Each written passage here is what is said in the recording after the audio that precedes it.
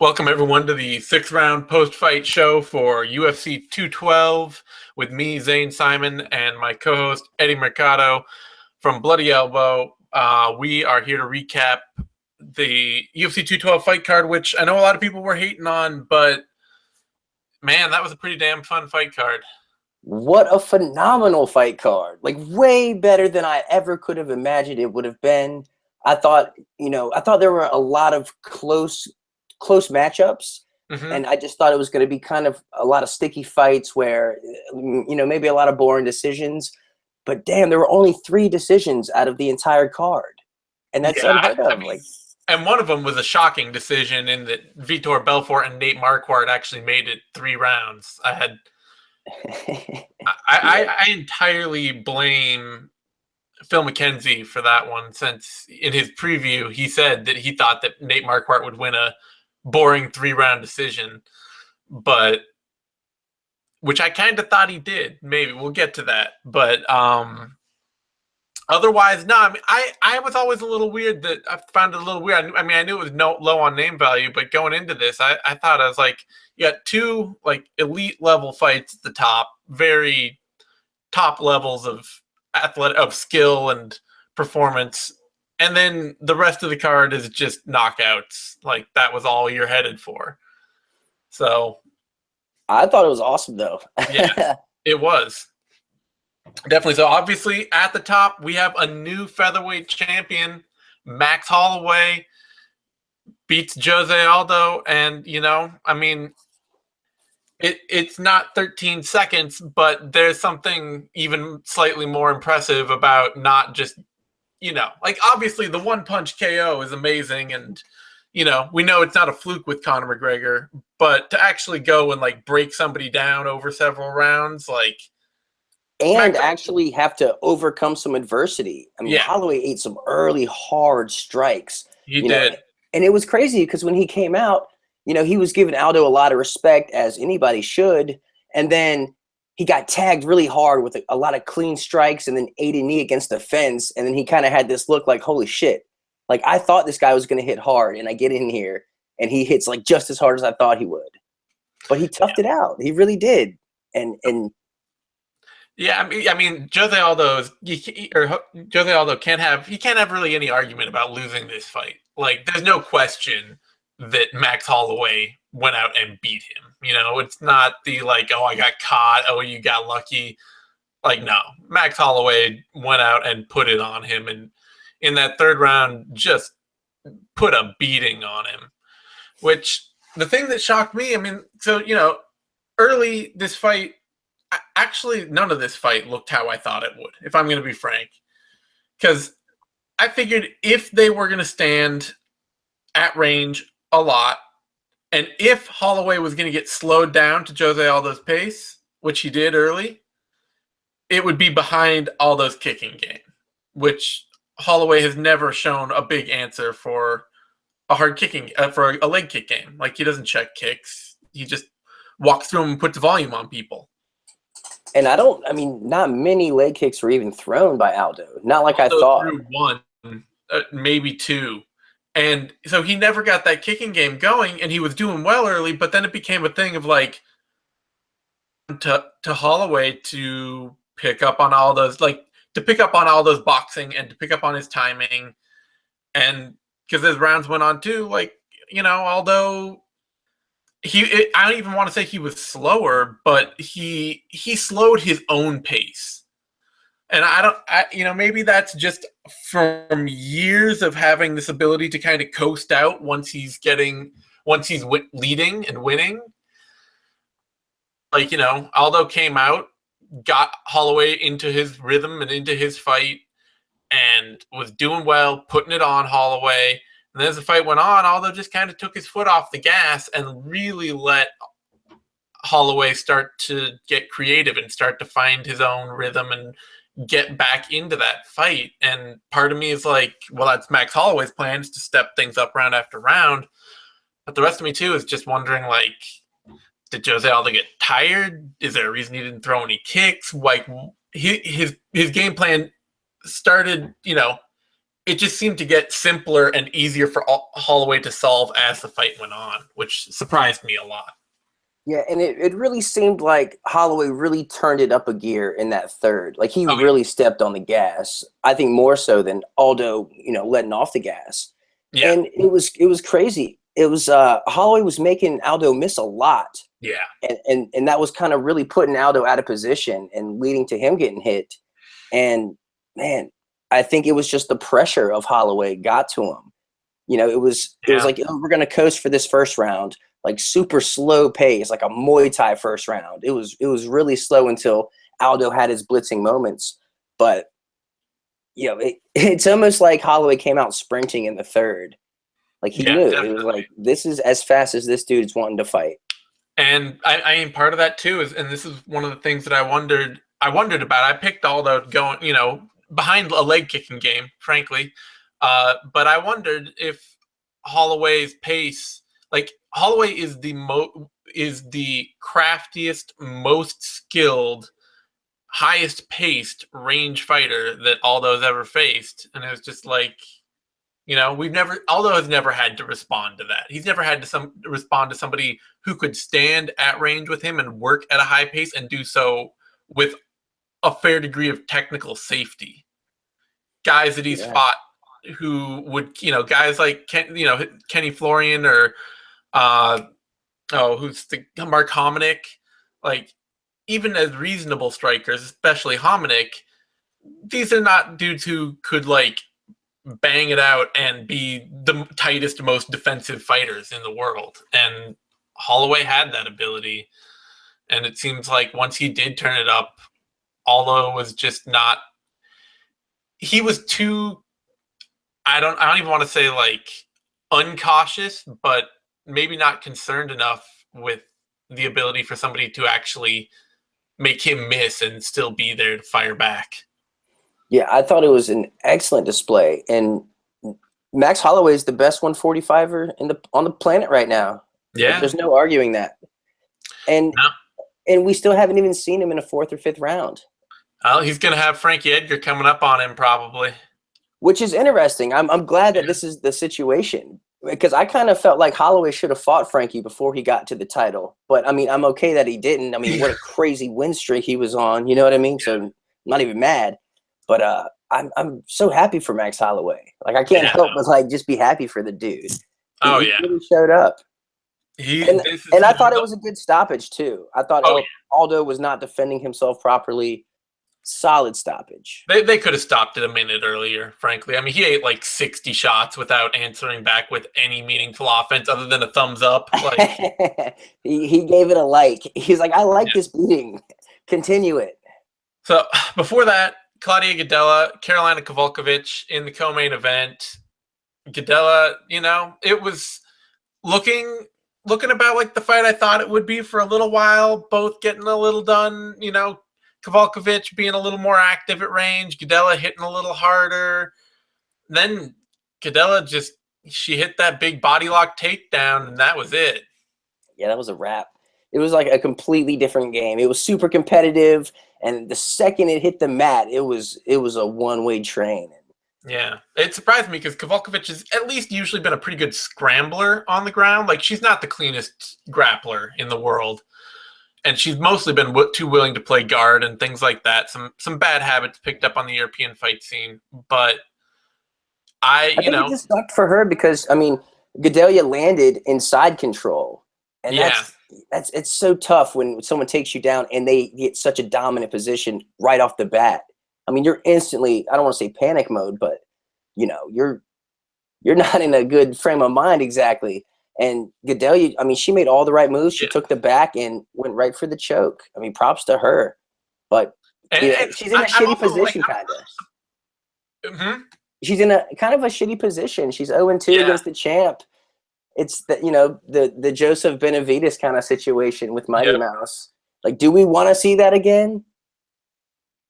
Yeah, I mean, I at this point I would have to think the UFC goes ahead with Thug Rose ahead of her, and Yeah. then she might fight Andrade or somebody like that and get a shot if she wins that fight, and they'll do a trilogy, but that's also going to be like, if she loses that fight, then she never fights for a title again. It's tough. Unless someone else happens to win the title. Yeah. But that's the first sub loss of Kowalkiewicz' career since Joanna tapped her with a rear naked choke as an amateur. And that's Gadella's first stoppage win in the UFC. So that was a pretty shocking result. I mean, Kowalkiewicz has a very. I talk a lot about fighters who have like an unchokable neck. Their head is just on their shoulders, and there's nothing there to get it under. Kowalkiewicz, she's got the opposite. She has the super chokeable neck. So once Gadella got it, you put your chin down far enough when you neck long to stop somebody from getting under it. Man, but what an impressive showing for Gadelia. Good on her. Yeah. Definitely great performance from her. She's making a case for getting another shot at the belt. I still think she's going to have to get one more person, but we'll see who that is. Before that, Vitor Belfort and Marquardt. Did you score for Belfort? Well, first of all, Vitor Belfort is my all-time favorite fighter of all time, so there is some bias there. Okay. But aside from that, I honestly did. I thought I gave it to Belfort off of the damage. I feel like at the end of the third, Marquardt kind of let him back into it, and it might have been question for me. The Belfort won the third, running away. Absolutely, the last half of the third was all him. But the second round was basically a Belfort flurry, sort of getting Marquardt for the rest of the round. Like, that flurry was cool, but I can't remember a single other strike Belfort landed in round two beyond that.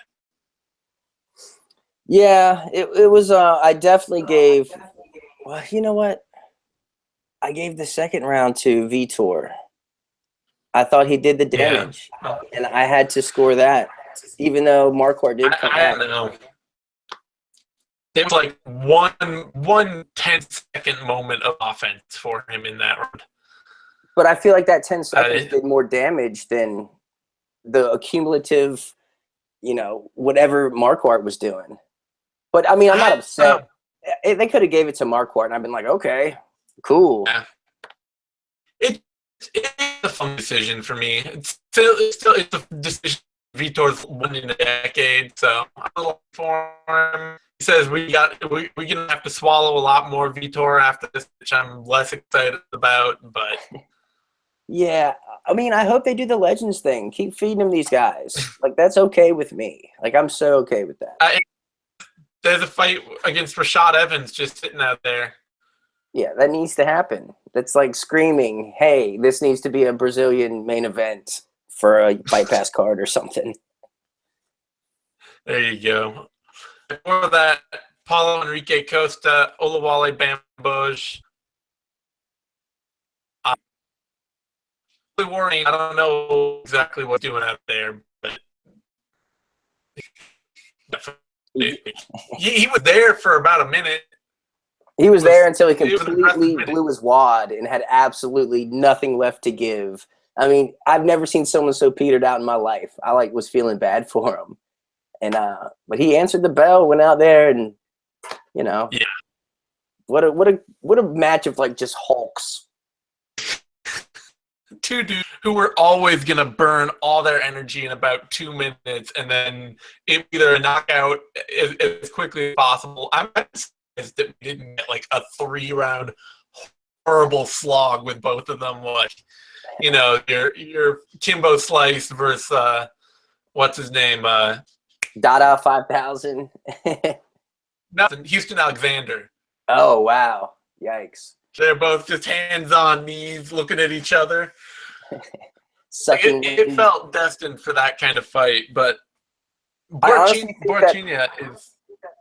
Yeah, Bamboshe, I think he did everything he possibly could and tried to pull from every little bit of veteran experience he had, but it just wasn't enough. I have a lot of questions, unfortunately, because he's a great athlete. He's got all these belts. He's got this bag of different martial arts technical tricks he can pull from. But, I mean, he knows that he's gassing out in a round with the maximum likeliness to make himself gas out within a round. And his whole thing about like to as many different camps he can really does not get a lot of faith that he's going to fix anything, because you're working with like all the time. None of them are going to know like what your problems are and spend enough time with you to fix it. Yeah, and I mean, I've spoken to him in the past, and he's talking about opening up his own gym. So he might be one of those guys who just kind of teaches himself, and his athleticism is enough to carry him so far. But he probably won't be around for too much longer, honestly. No, if he doesn't, I feel like if he doesn't get a sear and really like break him down and rebuild his style, he's not going to be in the UFC. Yeah, a jab would serve him well. A lot of things serve him well. Jab, but Gas tank. more studied, really like more legit grappling game and some. I don't know. A game plan. A game plan, yeah. There's a lot of stuff to list here, but Borchinha, on the flip side, his offensive game is just fantastic. He's a brute. Even as a one-round fighter, he's gonna finish a lot of people in a round.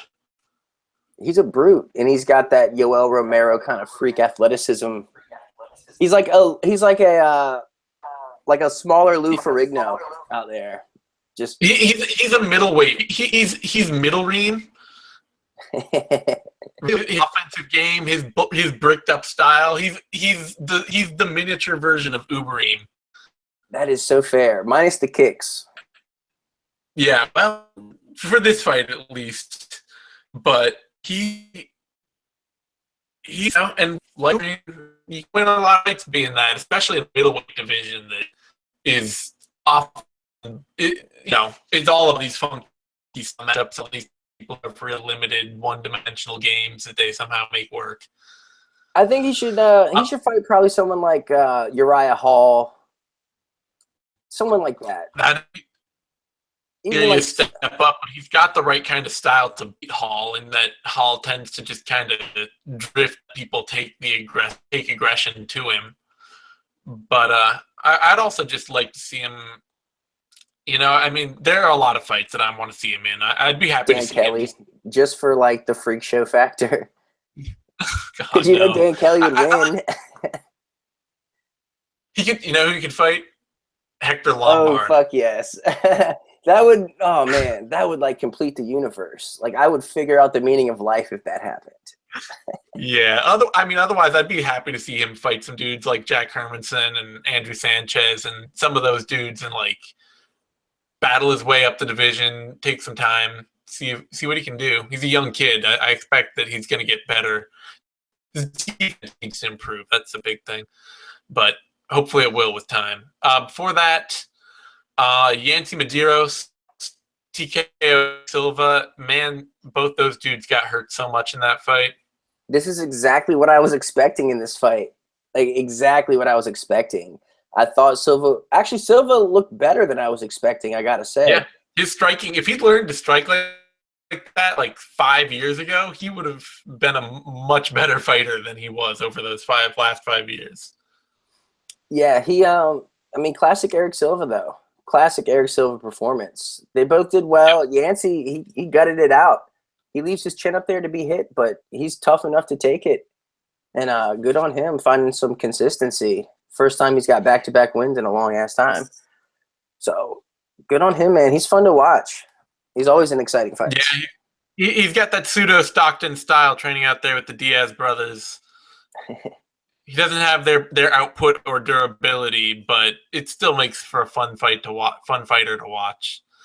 Silva, like people were calling early stoppage, but the way he flopped back with his arms out, and then he ate like 5 more shots after that. I've seen like this is Silva's times has he been knocked out now? 4. This is his 4th knockout. His 4th knockout, and with all 4 of those coming in the past 4 years, I'm fine with him not getting the benefit of the doubt when he drops and looks like he's gone out. I'm fine with the ref being like, no, we don't need to see you take more brain damage. I'm always okay with early stoppages. Yeah. I mean, I would much rather see that than a Yamasaki go on. Yeah. So before that fight, closing out the prelims, Rafael Assunção, Marlon Moraes. I thought Moraes won that. Yeah, I gave Moraes 30-27, but I can also make the argument for 29-28 for Assunção. Oh, sure. So, I mean, I thought it was an excellent debut for Moraes, a really tough test to really see, okay, you're king shit over at the WSOF. Come over here into the big pond and really, see where the chips fall. And I thought he did pretty good. He did pretty good, but it's also the sort of like, I feel like he won, and I feel like he did pretty good, and I feel like he should get another good big fight after that. But I also am like, you did let Assunção hurt you in 2 rounds. And so you can't, it's hard to make a big claim that you absolutely should have won that fight, even if I feel like you won it. Assunção has a solid claim, and Assunção hurting him is not a good sign. Like, Assunção is not the banger at the top of that division, No, but he does have the kind of, just kind of gritty, just launch a real stiff right hand that really catches people off guard. Sure, but then, you got TJ Dillashaw up there, and you got Cody Garbrandt up there, and you got Jimmy Rivera up there, and, like, Moraes, he throws heat, but he also looked a little like somebody who's used to fighting dudes who can't strike with him. Yeah, because he's used to fighting dudes who can't strike with him. Yeah. He was throwing some big, sloppy, wide hooks that had no chance of landing. And those were the ones he got plunked on by Assunção. And every time he'd throw a big, wide left hook, that was what dropped him to start the third, as Assunção just slid back and came right back over with a right hand that sat him down for a minute, put his hands on the mat, and you can't strike that wild against the elite of a division like that. It was kind of working for him earlier in the fight. Anytime he was using that kind of tactic to hopefully kind of fend off Assunção and make him think twice about coming into the pocket.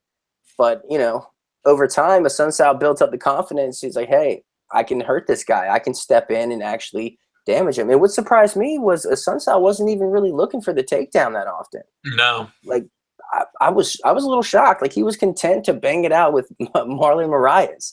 Yeah. Everybody's analysis of how Assunção would win this fight was he's going to wrestle and get a wrestling decision where he controls more and stuff like that. And I figured he would stand and strike with Moraes and lose that. I kind of feel like he did, but Moraes did not put a stamp on that fight necessary to walk away and say, I absolutely won it. So it'll be interesting to see what he goes, does he tighten up his striking a little, throw a little less wild? Does he get another, top of the division 135er that wants to bang it out a little more, make something a little more fun? I don't know. Be interesting to see what they do with him. Yeah, I'm definitely curious. I think he's definitely going to be an action fighter, though. Definitely someone, definitely main card material, definitely belongs in the top 5.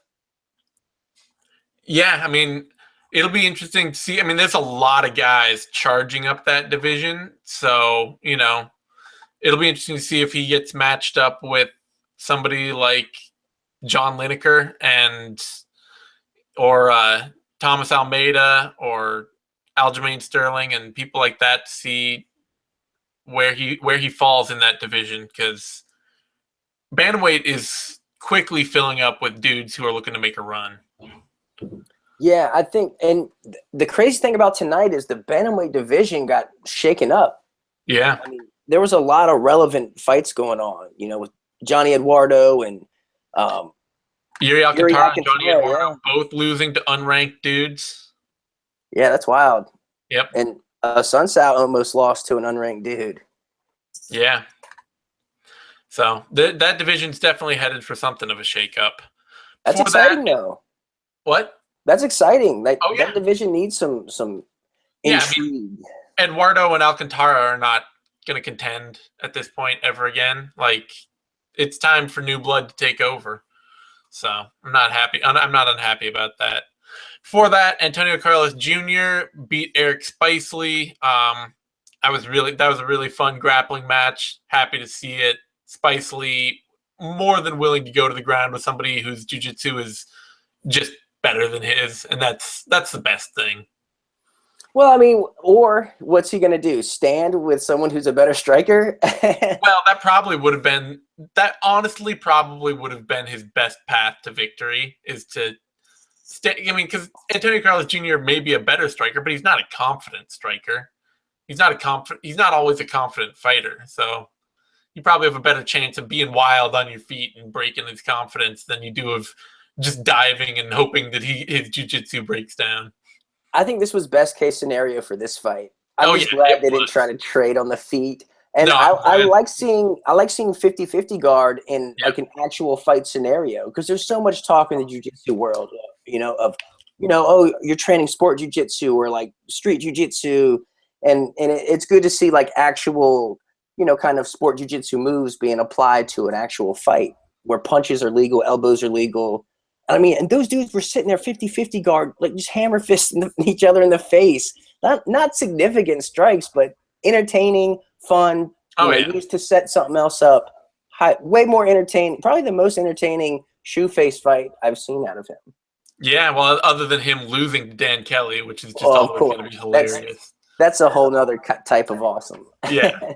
But no, it was exactly the fight I wanted. I don't know that it was the best way for Spicely to win it, but when I see two jiu-jitsu dudes who are very good, aggressive grapplers, the last thing I want them to do is strike with each other. Yeah, this was awesome. Before that, Matthew Lopez taking a win off Johnny Eduardo. I don't know, like UFC's just been throwing Lopez into the wood chipper here, and him shaking out is now a top 15 dude. Like, that's pretty impressive. Yeah, it sounds like they know what they're doing. And I mean, Trevor Whitman's no dummy. So if he didn't feel like Lopez was ready, he definitely would be signing him up for fights that he thought he was going to lose. But he's showing up, man. New blood. I love it. I definitely love it. And frankly, Johnny Eduardo is like the easiest path to a ranking in bantamweight. I mean, I'm not saying the dude's not good. He's a Muay Thai coach for Novo Unao. He knows how to strike, but his game has never been complete, and he doesn't really fight often enough to have to like build on that fight to fight. And so it was a good entry into the top of the division for Lopez, who still looks really raw, but a very athletic, very aggressive fighter. Yeah, so, I mean, and mass potential, potential, and I mean, he's got that wrestling style, but he can throw his hands too. Like, his hands are coming along, and He I hope they match knocked him up. the fuck out early in that fight against Eduardo. Yeah, true, but I mean, Eduardo came out really aggressive. Like, he went right at Lopez, like takedowns didn't exist. Yeah. But I hope they match Lopez up with Aljamain Sterling, because that makes so much sense. That'd be fun. I don't know that Lopez wins that fight, but that would be fun. I think they'd stand. All right, for that one, Brian Kelleher, Yuri Alcantara. Kelleher also stepping right out. Much more of a seasoned vet stepping on into the UFC against a top 15 dude, which, Kelleher picking up a big win, and I'm not unhappy to see. Like, this kind of matchmaking, I'm not unhappy to see. When you pick up a dude who's like 10 years into his career and has had 20-odd fights and is on a big win streak, just throw him in the top of the division and see what he does. Like, if he's not going to win these kind of fights, then he's probably not going to stay in the UFC anyway. And you probably pick him up for relatively cheap. Yeah. So, like, why not? And he showed the fuck up, shaking things up. New blood, getting these old heads out of the rankings. And he's got a hyper aggressive, hyper athletic wrestle boxing style. Usually, just kind of a mauling wrestler, but he's cleaned up his technical game a lot over the years, been on a big run lately, and dives into the top of the UFC rankings. And I mean, it's a whole bunch of new fights for him in that division, and a whole bunch of new fights for other fighters in that division. So I'm happy to see it and happy with whatever they can match him up against. Yeah, the bantamweight is getting just a complete makeover, and I love it.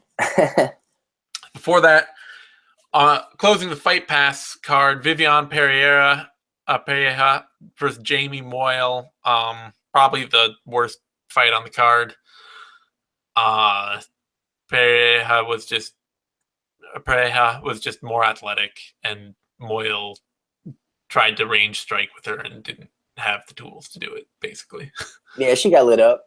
Yeah. She got lit up on the feet, and I'm not sold on Moyle. I questioned her when I saw her on The Ultimate Fighter. I mean, why would you be sold on her? She's a scrappy, underwhelming athlete who doesn't dominate anyone anywhere with anything. Yeah, she was coming off a good win, though. I really just haven't found anything about her that's like, oh, she can do this or she can do that. She is a fighter for fighters like Pereira to beat on their way up the division. I think the story here, though, is Pereira. Pereira? I don't know. Whatever. There's some R's that are H's. Figure it out. Yeah, she. I mean, I think she looked complete. She looked elite. Like she really looked like a top flight fighter, and I think that should instantly get her into the top 15. Yeah, I don't know that a win over Moyle does, but with her win over Letourneau as well, she certainly is putting something together. She's not as consistent as she could be, but she hits hard, and she's got a controlled game, and it looks like something that she can probably build off of pretty well as her career goes on. Especially being 23 years old, she's super young. I think her biggest obstacle is going to be the fact that she's 5 foot. You know, she's just going to give up a lot of reach to a lot of people, and that division is full of long strikers at the top. One of the big things that's going to help that probably a lot for her going forward is the opening of the flyweight division. I think the bigger strawweights are going to start getting pushed out of that division slowly as they see there's a place where they can cut less weight, and who doesn't have Joanna at the top as champion unless she jumps to 125. Well, shit, that just might be the solution for Gedalia to get a shot at some gold. Yeah, it might. It might also be the solution for Gedalia to get a shot at some gold if Joanna leaves to take on a 125 belt and vacates 115. That's probably the more accurate scenario, to be quite honest. Yeah. Because, you know, Joanna doesn't sound like Joanna doesn't sound like a person who's going to be fighting that much longer, especially not if she can do something big and showy and then ride off into the sunset. Yeah. She's so good. She is. For that, Luan Chagas, Jim Wallhead, performance of Chagas' career, he just looked fantastic. Way better. Wallhead, unfortunately, I like Judo Jim. He seems like a fun dude, but he also looks like he belongs to a different era of MMA. Like, he's faced two young, relatively inexperienced fighters, one of whom was able to break down his style just by having decent footwork and circling away from him, and the other one who was able to just stand in the pocket and use creativity and a little slick defensive movement to totally wreck his night. Yeah, Chagas, man, he looked so just focused. Like he knew exactly what he wanted to do out there, and he knew how he had to do it. He really dialed it back. But when it was time to strike, he did so with extreme power, and that made Wallhead not want to enter the pocket, you know, with any kind of confidence, and it started making him shoot from far away. And once that was happening, it was like a wrap. Yeah, there's that, and there's also that Wallhead, like, you know, he's got that like wade forward 1-2 striking style, that old school MMA striking style of like his hands are sharper and faster than you expect, and they're more accurate. He even cracked Chagas once earlier. But if all you're gonna do is wade forward, throwing the same couple of punches, then guys these days, they're gonna figure that out. They start to see what's coming. They can predict you. And by the end of that fight, Chagas just had his number on everything. Yeah, it looked beautiful. It was absolutely beautiful. I was really impressed. It's good to see, too, that Chagas looked a little less jacked because he was definitely a dude who entered the UFC with some beach muscles and seemed like he was going to fade a lot in over his career. And this was a clubbing sub, which I Yep. always love to see. Like, good on him for switching it up. Like, he probably Yep. could have tried to finish with some ground and pound, but he said, let me submit this guy. And that's Jim Wallhead's first submission loss since like 2009, 2008. Well, shit, Wallhead almost got out of it, but Yeah. Chaga switched from the conventional grip to palm. He went palm to palm, and he got the fucking choke, man. Another finish on the night. So many finishes. For that, Davison Figueiredo made his debut in the UFC against Marco Beltran. Figueiredo looking pretty strong out there. I don't really know what to take away from this fight because Beltran, like that cut looked like it must have jacked him up. The weight cut down to 125. Yeah, he's huge, man. He looks like a 135er. He looked like he got tired pretty quick because honestly, this looked to me like a bantamweight fight. Like neither of these guys looked flyweight fast. You know, it was not any of the kind of like the crazy flyweight action. It was more like Figueiredo got some takedowns and Beltran was so exhausted that he couldn't scramble. And at flyweight, like all the best flyweights just scramble in any situation. Like you're never going to hold any other flyweight down, you know? Yeah, like it's really insane. It's like a physical anomaly. Like it's impossible to hold down top flight flyweights. Like Yeah. the hits just the physics aren't there.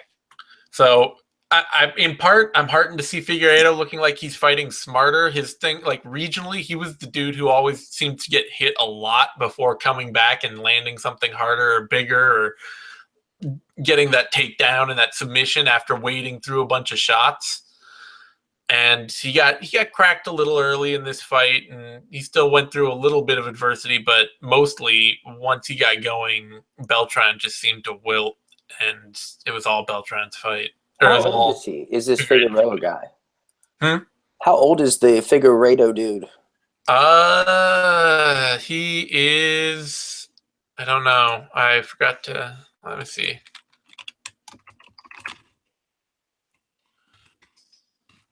But yeah, he's 11-0 or 12-0 now, so it's cool to see some new blood at flyweight.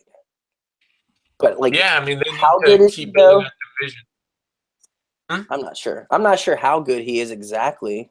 Like he looks good against Beltran. He showed some really good top control. You know, he was kind of surfing on the top for a good chunk of the second round. And even the finish was beautiful.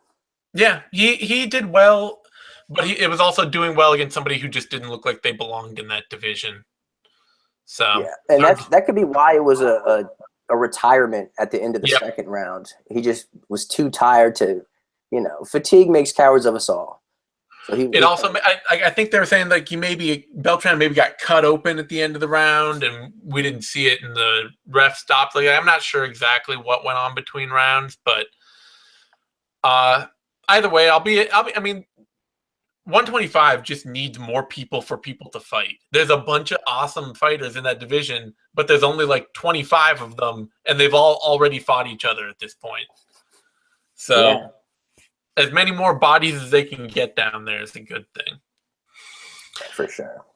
Going back to the top, I mean, this result, Max Holloway beating Jose Aldo, that's Frankie Edgar's best news he's got all year.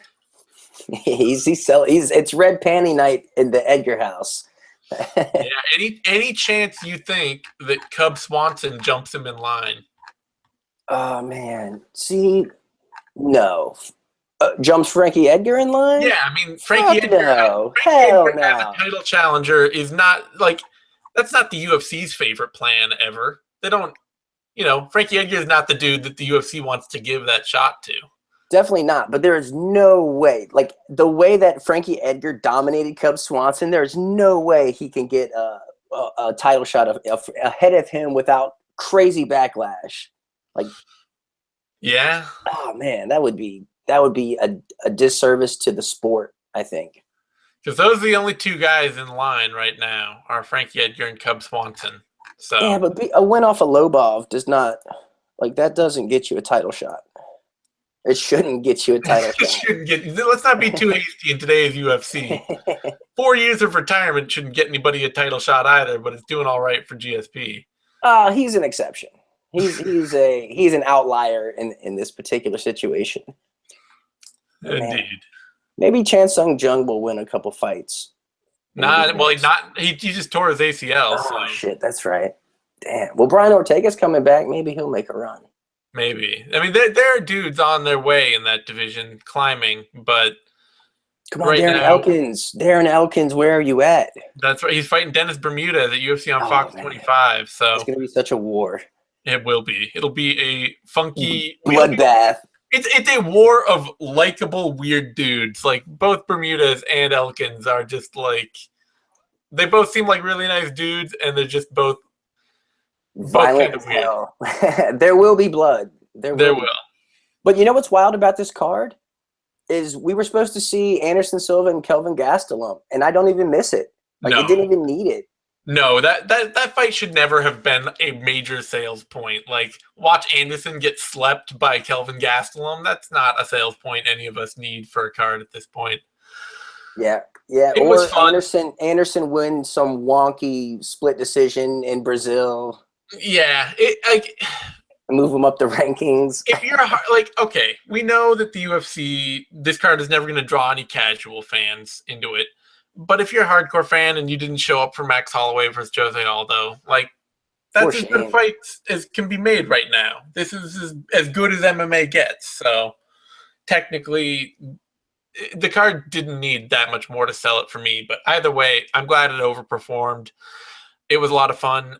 Let's wrap things up, though. You can find me on Twitter at These Anytime. You can find Eddie on Twitter at The Eddie Mercado. You can find both of us over at bloodyelbow.com and subscribe to our YouTube channel, MMANation.com, DOTCOM.